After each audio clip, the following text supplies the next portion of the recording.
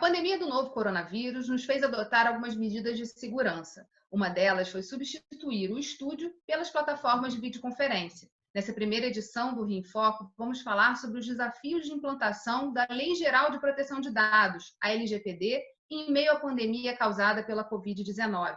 Vem com a gente!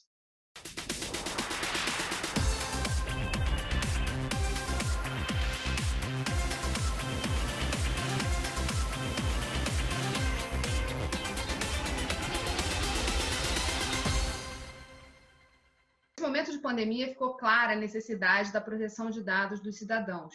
E para conversar sobre isso, está conosco aqui o advogado Gilberto Martins de Almeida, também presidente do Instituto de Direito e Tecnologia.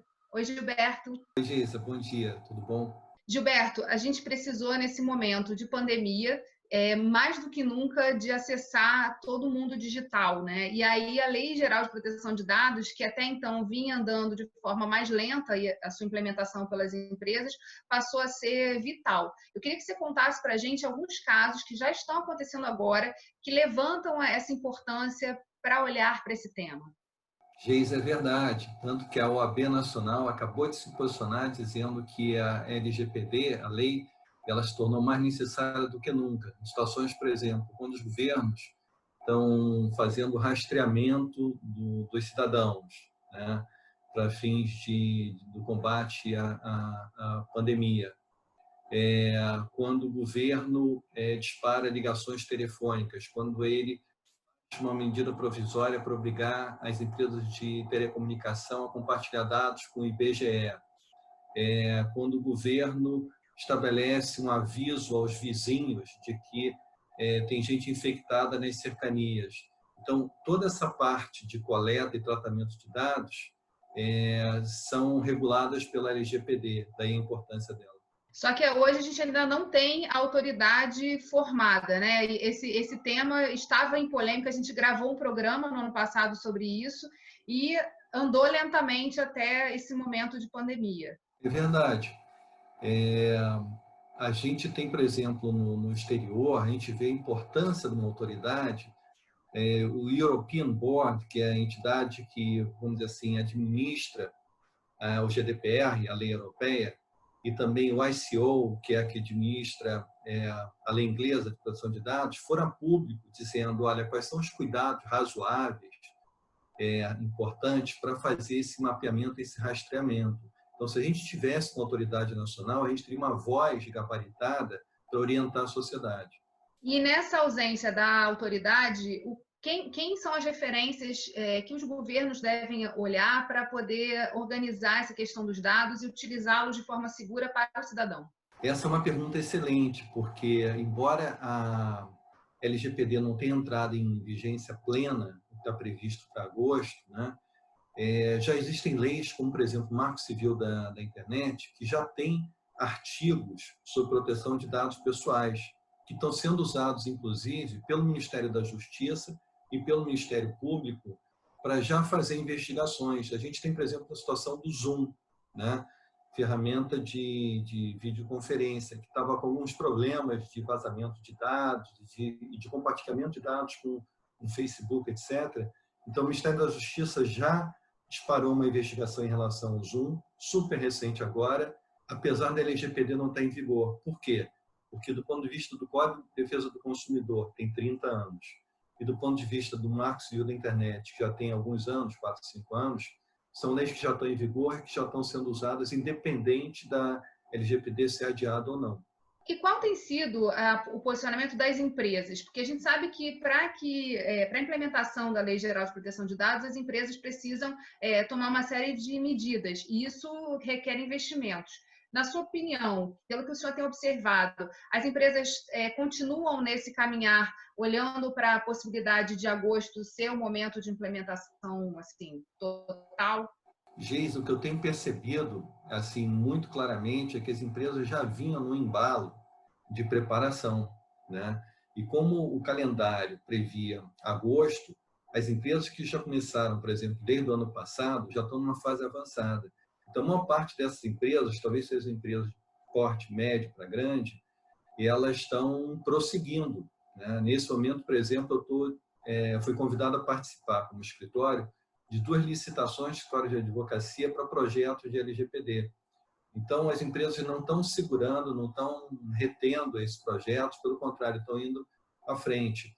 Elas percebem que, se a LGPD for adiada, mas elas ficarem sob a fiscalização que já está acontecendo do Ministério da Justiça e do Ministério Público, já terá valido a pena manter esse processo, né, de adaptação. E mais do que isso, elas perceberam que, do ponto de vista de negócio, é bom negócio estar preparado para a LGPD, que a cadeia de fornecedores, de parceiros, de clientes já está exigindo.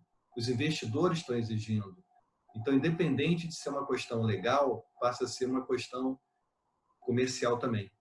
Isso foi algo que a pandemia trouxe, né? Quer dizer, a aceleração de processos de digitalização de informação, para que esses fluxos ocorram de forma rápida e que possam responder a uma situação de crise mundial. Em relação às barreiras, né, que podem existir para o país e para as empresas que estão no país, se elas não adotarem essas medidas. Na sua visão, elas já começaram a ser ativadas por conta de alguma dessas questões que o senhor citou inicialmente, né, de situações em que o uso de dados foi utilizado de forma incorreta? Sim, sim. Por exemplo, barreiras de investimentos. Hoje em dia já existe um ranqueamento, um rating de empresas-alvo que merecem investimento, que se baseia, por exemplo, na questão de proteção de dados pessoais. Então, na medida em que a gente tenha um ambiente no Rio de Janeiro propício para investimentos externos, né, com empresas preparadas, isso favorece a economia carioca, né? É bastante importante. E a contrapartida do lado do governo. Se o governo disponibiliza recursos, por exemplo, para órgãos de processamento de dados, para abastecer a máquina estadual de processamento de dados com preparação para a LGPD, aí a gente tem do lado da iniciativa privada a preparação apta a receber investimentos e do ponto de vista do governo, da administração pública, a gente tem uma plataforma de serviços que casa com a preparação da iniciativa privada. Em termos de Brasil, o senhor já mapeou algum estado ou município que correu na frente, que já está se organizando para isso? Sim, a gente vê, por exemplo, São Paulo tem uma preparação, uma consciência assim bastante interessante, não só na administração pública, mas até mesmo no judiciário. O Tribunal de Justiça de São Paulo, por exemplo, acabou de fazer uma teleconferência durante a Covid para acelerar a preparação em relação à proteção de dados pessoais. Então, como a própria videoconferência cria algumas questões do tipo, eu salvo na nuvem essa gravação dessa vídeo ou eu salvo no computador só, né? Eu deixo gravar e ponho no YouTube, deixo circular, não deixo circular, né? Os próprios termos de consentimento para participar de uma videoconferência. Então, como a justiça está continuando a se mover, né? Hoje em dia você pode ter uma sustentação oral num julgamento, num tribunal, do advogado gravada e inserida no julgamento. Então, a Covid está gerando questões que exigem esse tipo de cuidado e eu acho que São Paulo talvez seja o melhor exemplo. Em relação a outras partes do mundo, o senhor acompanha processos também pela América Latina, pela América Central. Então, o senhor poderia falar um pouquinho de como esses países também estão vendo isso e demandando serviços e atuação nessa questão da Lei Geral de Proteção de Dados? A gente tem situações, inclusive assim, mais próximas aqui nas Américas. Evidentemente, se a gente fosse citar situações assim na Europa, seriam até mais abundantes, assim, pela própria tradição que a Europa tem nesse assunto. Mas se a gente for aqui olhar aqui para o lado, aqui na América do Sul, na América Central, a gente tem, por exemplo, a Colômbia está fazendo um trabalho super interessante de proteção de dados nos serviços públicos, né? Então, ela está se habilitando a adotar melhores práticas e seja com proteção de dados pessoais, seja com contratos inteligentes, smart contracts para serviços públicos. Eu tive lá, fiquei muito impressionado com o estágio de preparação deles. Estive também na Jamaica, num evento internacional, em que a discussão era como compatibilizar o cadastro único, a identificação única dos cidadãos, que serve para praticamente tudo, para impostos, para circulação, para várias coisas, com a proteção de dados pessoais. Lá havia um caso na Suprema Corte da Jamaica que buscava construir parâmetros.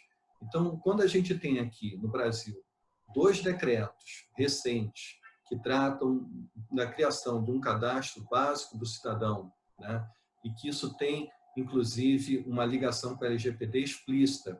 Na introdução, no preâmbulo desse decreto, está citada a LGPD. Então, a gente tem essas experiências que acontecem em outros países e poderiam ser úteis, por exemplo, para a nossa situação do cadastro básico do cidadão, como conciliar ele com a LGPD.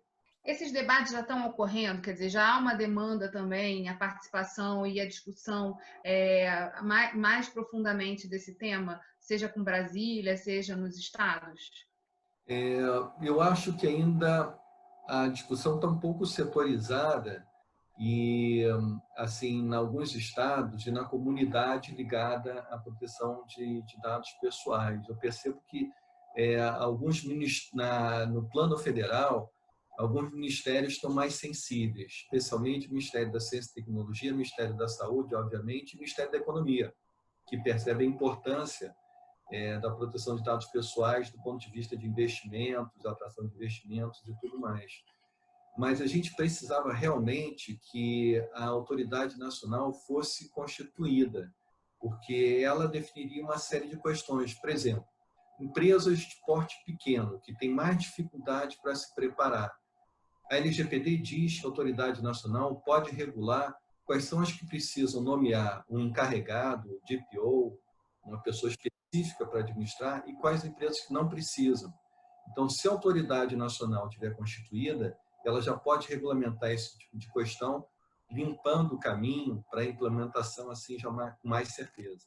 Em relação à questão da saúde, agora falando especificamente, né, desse processo que a gente está vivendo em relação à pandemia, há toda uma discussão se é possível utilizar os dados de quem já está, para as pessoas saberem, mapearem no entorno delas o nível de segurança que elas têm ou de insegurança porque estão próximas a alguém que já foi contagiado pelo corona. O senhor podia falar um pouquinho sobre de que forma, né, quais são os debates que estão em torno disso, seja na questão da privacidade, quais são os perigos de se optar por uma de se optar para ter mais segurança, de abrir dados que depois podem não ser controlados, quer dizer, quem vai controlar tudo isso, quem vai ser dono disso no final. Então, eu queria só que o senhor fizesse uma análise assim, em relação à saúde, quais são os perigos que existem, né, desses dados serem abertos nesse momento para resolver uma questão pontual e depois eles ficarem disponíveis para serem utilizados de outras formas. Perfeito.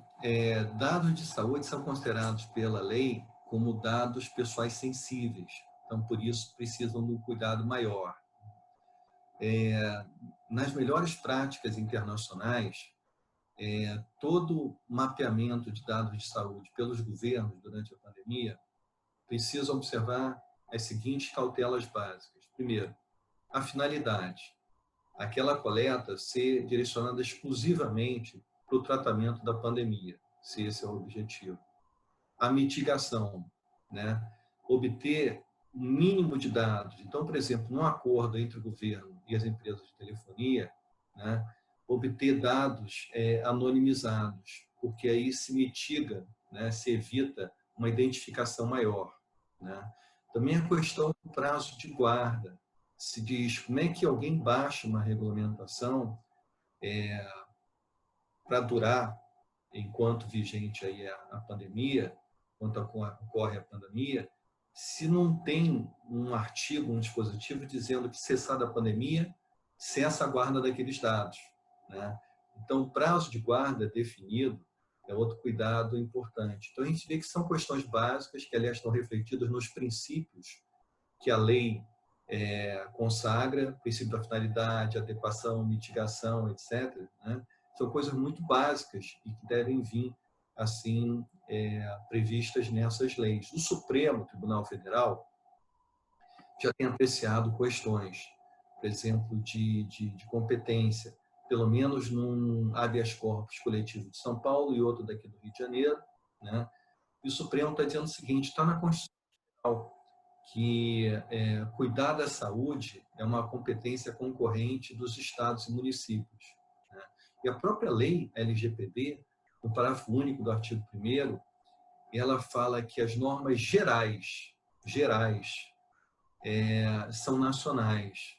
Então, isso não impede que as normas particulares, especiais dos estados e municípios, né, sejam reguladas por eles.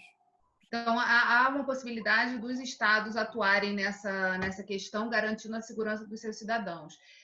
Já tem ocorrido também questões judicializadas de cidadãos que conseguem que os seus dados não sejam disponibilizados pelas operadoras de telefonia. Há uma tendência do aumento desse tipo de judicialização? Sim, Geisa, e eu acho que um exemplo bastante eloquente assim é um pleito ou assim uma gestão feita pelo Ministério Público do Distrito Federal e Territórios, junto ao secretário de Saúde local, lá no Distrito Federal, recomendando que o secretário de Saúde não compartilhe com a imprensa dados que identifiquem pacientes levados a óbito, pacientes de Covid que faleceram. E dizendo, olha, basta, para efeito de controle pelas autoridades, as estatísticas, e não necessariamente identificar quem faleceu, quem não faleceu.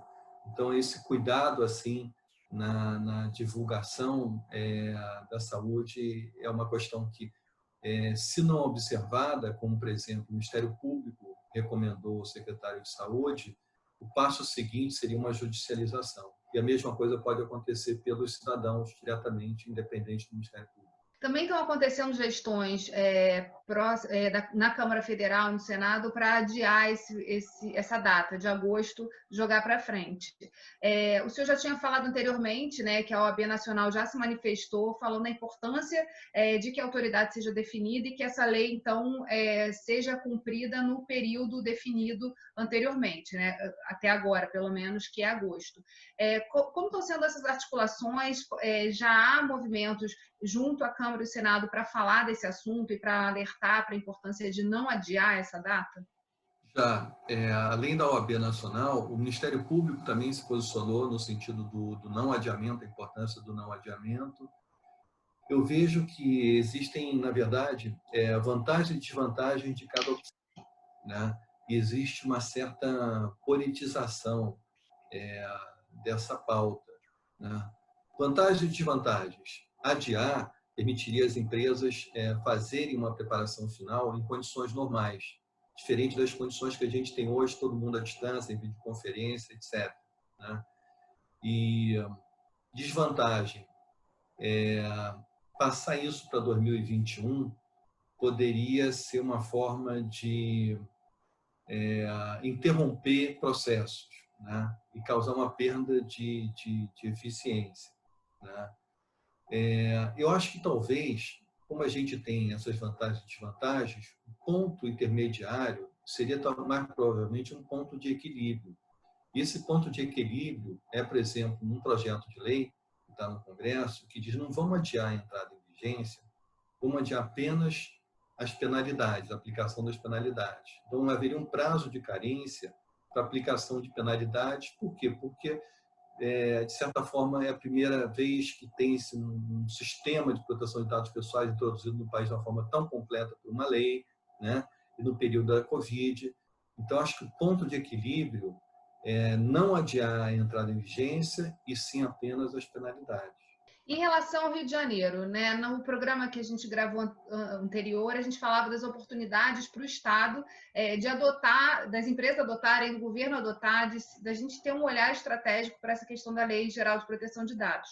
Na sua opinião, o que é preciso ser visto, ainda que nesse momento de pandemia as prioridades sejam outras, mas a gente falou desde o início que essa questão da proteção de dados ficou mais evidente quanto é importante ela estar segura, né? Isso acontecer de forma segura e ter uma decisão, uma autoridade que coordene isso. Então, para o Estado do Rio de Janeiro, qual a visão que o senhor acha importante trazer para a gente já está finalizando aqui o nosso programa, para o olhar estratégico que a gente ter nesse momento de pandemia?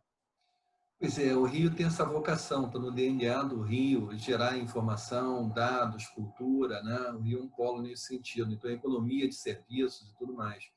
Estrategicamente, eu acho que o Rio deveria ter uma lei organizando o serviço público, o atendimento à cidadão, orientações compatíveis com a LGPD. Deveria também ter um conselho entre as secretarias, né? Como replicando que existe um conselho no nível da LGPD. Então, a Secretaria de Saúde, a Secretaria de Administração, várias secretarias interligadas num conselho, num comitê, teriam um papel hiper relevante de orientação à população, de equilíbrio, de pautar iniciativas do Executivo e fazer assim como se fosse um meio de campo legislativo, executivo e o Ministério Público também. Bem, nosso programa chegou ao fim. Obrigada, Gilberto, e obrigada a você que nos acompanhou até agora. Lembrando também que, se você quiser ouvir esse programa, pode nos procurar nas principais plataformas de podcast, por Quero Discutir no Meu Estado. TV Alerj, o canal do povo. Até a próxima.